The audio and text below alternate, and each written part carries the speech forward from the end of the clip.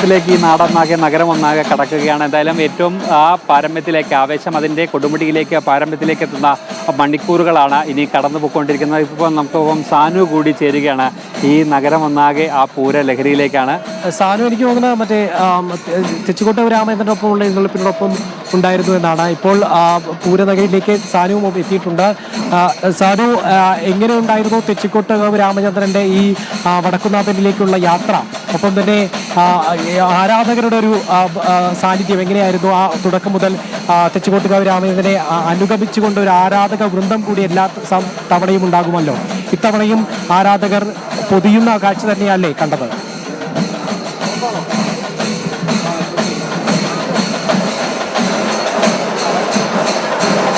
മിഥുനെ, അത് അങ്ങനെ ഒരു ചോദ്യത്തിൻ്റെ ആവശ്യം തന്നെ ഇല്ല എന്ന് തോന്നുന്നു. കാരണം എന്ന് പറഞ്ഞു കഴിഞ്ഞാൽ തെച്ചിക്കോട്ടുകാവ് രാമചന്ദ്രൻ വരുമ്പോൾ അതൊരു തെക്കോട്ടിറക്ക്, അതായത് തെക്കേ ഗോപുരനട തുറക്കുന്നത് അതൊരു പൂരമാക്കി മാറ്റിയ ആളാണ് ഈ രാമൻ എന്ന് പറയുന്നത്. തെച്ചിക്കോട്ടുകാവ് രാമചന്ദ്രൻ വരുന്നു എന്ന് പറയുമ്പോൾ തന്നെ അവിടെ ഒരു പൂര ആവേശമാണ്, പൂര ലഹരിയാണ്.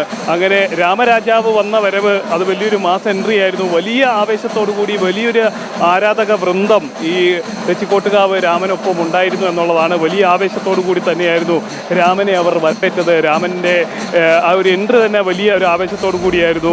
ആ ഒരു കിരീടം വെക്കാത്ത ഗജരാജൻ, ഉത്സവ കേരളത്തിൻ്റെ ഗജരാജൻ എന്നൊക്കെ അറിയപ്പെടുന്ന തെച്ചിക്കോട്ടുകാവ് രാമചന്ദ്രന് ഊഷ്മളമായിട്ടുള്ളൊരു വരവേൽപ്പാണ് പൂരനഗരിയിലേക്ക് ഉണ്ടായത്. അതേപോലെ തന്നെ ഇപ്പോൾ നമ്മൾ നിൽക്കുന്ന വടക്കുന്നാഥ ക്ഷേത്രത്തിൻ്റെ നടുവിലാലിന് സമീപമാണ് നമ്മൾ നിൽക്കുന്നത്. എന്തായാലും ഇവിടെ ഓരോരോ പൂരങ്ങളായിട്ട് വന്നുകൊണ്ടിരിക്കുകയാണ്. ഇപ്പോൾ ഈ പ്രദേശം ഒന്നാകെ ഈ ഒരു പൂര ലഹരിയിൽ, പൂരാവേശത്തിൽ ഘടകപൂരങ്ങൾ ഓരോന്നായിട്ട് വരുന്നു. ആ പൂരങ്ങൾക്കൊപ്പം ആയിരക്കണക്കിന് പൂരപ്രേമികളും ഇവിടേക്ക് എത്തുന്ന കാഴ്ചയാണ് കാണുന്നത്. ലാലൂർ കാർത്തിയാനി എത്തി, അങ്ങനെ കാരമുക്ക് ഭഗവതി എത്തി, ഇങ്ങനെ ഓരോരുത്തരായിട്ട് ഇങ്ങനെ ഇടതടവില്ലാതെ ഈ ക്ഷേത്രത്തിലേക്ക് പ്രവേശിക്കുന്നു. ആ ഒരു കാഴ്ചയാണ് നമ്മളിവിടെ കണ്ടുകൊണ്ടിരിക്കുന്നത്. അതായത് ഈ ഒരു അപകടത്തിൻ്റെയൊക്കെ പശ്ചാത്തലത്തിൽ അല്പം നേരത്തെയാണോ എല്ലാവരുടെയും വരവെന്നൊരു സംശയമുണ്ട്. കാരണം രാവിലത്തെ തന്നെ ശാസ്താവിൻ്റെ വരവ് പോലും പതിവിൽ നിന്ന് വിപരീതമായിട്ട് അല്പം നേരത്തെയായിരുന്നു. കണിമംഗലം ശാസ്താവ് എത്തിയതും അല്പം നേരത്തെയായിരുന്നു. അങ്ങനെ എല്ലാ ഭഗവതിമാരും ഭഗവാനും എല്ലാം കുറി നേരത്തെ വരുന്നു, നേരത്തെ ഇവിടേക്ക് ക്ഷേത്രത്തിലേക്ക് എത്തുന്നു എന്നുള്ളതൊരു പ്രത്യേകതയാണ്. അതേപോലെ തന്നെ ആദ്യത്തെ ഘടകപൂരമായിട്ടുള്ള ശാസ്താവിൻ്റെ വരവിന് ശേഷം ആ ഒരു വരവിനൊപ്പം തന്നെ വലിയൊരു ആവേശം, വലിയൊരു ആളുകൾ അല്ലെങ്കിൽ ഒരു പൂരപ്രേമികൾ അല്ലെങ്കിൽ ആ ഒരു ഭക്തരുടെ വലിയൊരു സാന്നിധ്യം ആ സമയത്തുണ്ടായിരുന്നു. തെക്കേ ഗോപുര നടവഴി കണിമംഗലം ശാസ്താവ് ഉള്ളിലേക്ക് പ്രവേശിക്കുന്ന സമയം തന്നെ ആ പൂരപ്പറമ്പ് വലിയൊരു ജനസഞ്ചയമായിരുന്നു. നമുക്ക് ഈ മണികണ്ഠനാൽ പരിസരത്ത് എത്തുമ്പോഴത്തേനും വടക്കുന്നാഥ ക്ഷേത്രത്തിന് പ്രദർശന വരിയായിട്ടുള്ള സ്വരാജ് റൗണ്ട് നിറഞ്ഞു കവിഞ്ഞിരുന്നു. നിറഞ്ഞ ഒരവസ്ഥയായിരുന്നു, നിറഞ്ഞൊരു സാന്നിധ്യമായിരുന്നു.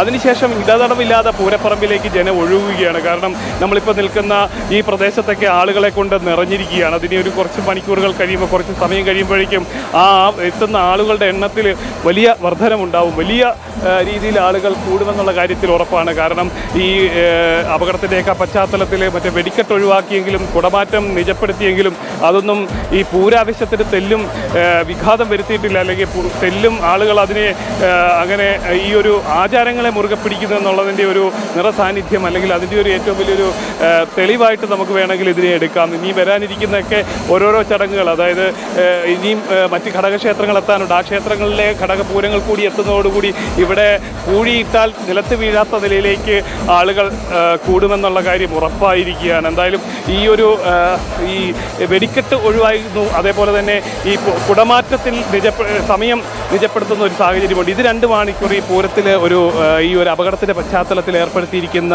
ഈ ഒരു ചില നിയന്ത്രണങ്ങളിൽ ഉൾപ്പെടുന്ന കാര്യങ്ങൾ, അതേപോലെ തന്നെ ഇനി വരുന്ന കാര്യങ്ങളിൽ വലിയൊരു സാന്നിധ്യം, ജനങ്ങളുടെ ഒരു സാന്നിധ്യം ഉണ്ടാകും. അതുപോലെ തന്നെ അത്തരത്തിലുള്ള സാന്നിധ്യം ഉണ്ടാകുന്നതുകൊണ്ടാണെന്ന് തോന്നുന്നു ജില്ലാ ഭരണകൂടം ചില മുൻകരുതൽ നടപടികളൊക്കെ ഈ പൂരത്തിനെത്തുന്നവർക്കൊക്കെ കൊടുത്തിട്ടുണ്ട്. ഈ എല്ലാവരും പൂരത്തിനെത്തുന്നവർ അയഞ്ഞ വസ്ത്രം ധരിക്കണമെന്നതിനൊപ്പം തന്നെ എല്ലാവരും കുടിവെള്ളം കയ്യിൽ കരുതണമെന്നൊരു സുപ്രധാനമായിട്ടൊരു നിർദ്ദേശം നൽകിയിട്ടുണ്ട്. കാരണം അത്രയേറെ ചൂടാണ്, അത്രയേറെ കത്തിക്കയറുന്ന ചൂടാണ്. ആ ഒരു ഘട്ടത്തിൽ പൂരാവേശത്തിനൊപ്പം ആ ഒരു ചൂടും കൂടെ കത്തുമ്പോൾ അത് നമുക്ക് എന്തെങ്കിലും ശാരീരിക അസ്വസ്ഥതകൾ ഉണ്ടാവാനായിട്ടൊക്കെയുള്ള സാധ്യതയുണ്ട്. അതുകൊണ്ട് സ്വയം അതിനൊരു മുൻകരുതൽ എടുക്കണമെന്നൊരു നിർദ്ദേശവും ജില്ലാ ഭരണകൂടത്തിൻ്റെ ഭാഗത്തു നിന്നുണ്ട്. എല്ലാവരും അത്തരം മുൻകരുതൽ നടപടികൾ എല്ലാവരും സ്വയം സ്വീകരിക്കുക. കാരണം അത്രയേറെ അസഹനീയമായിട്ടുള്ള ചൂട് ഇവിടെ അനുഭവപ്പെട്ടുകൊണ്ടിരിക്കുന്നു. പൂരത്തിന് വരുന്നവരെല്ലാം ആവേശം മുഴുവനുമായാണ് നമ്മളിപ്പോൾ പ്രേക്ഷകരിലേക്ക് പങ്കുവെച്ചുകൊണ്ടിരുന്നത്. ഇപ്പോൾ നമുക്ക് അതിന്റെ തത്സമയ ദൃശ്യങ്ങളിലേക്ക് തന്നെ പോകാം. ആ മേളത്തിന്റെ സൗന്ദര്യവും അതുപോലെ തന്നെ ആ ആനകളുടെയും എല്ലാം സൗന്ദര്യം പ്രേക്ഷകർക്ക് നേരിട്ട് തന്നെ അനുഭവിക്കുന്ന നിലയിലേക്ക് തത്സമയ സംപ്രേഷണത്തിലേക്ക് പോകാം സാനു.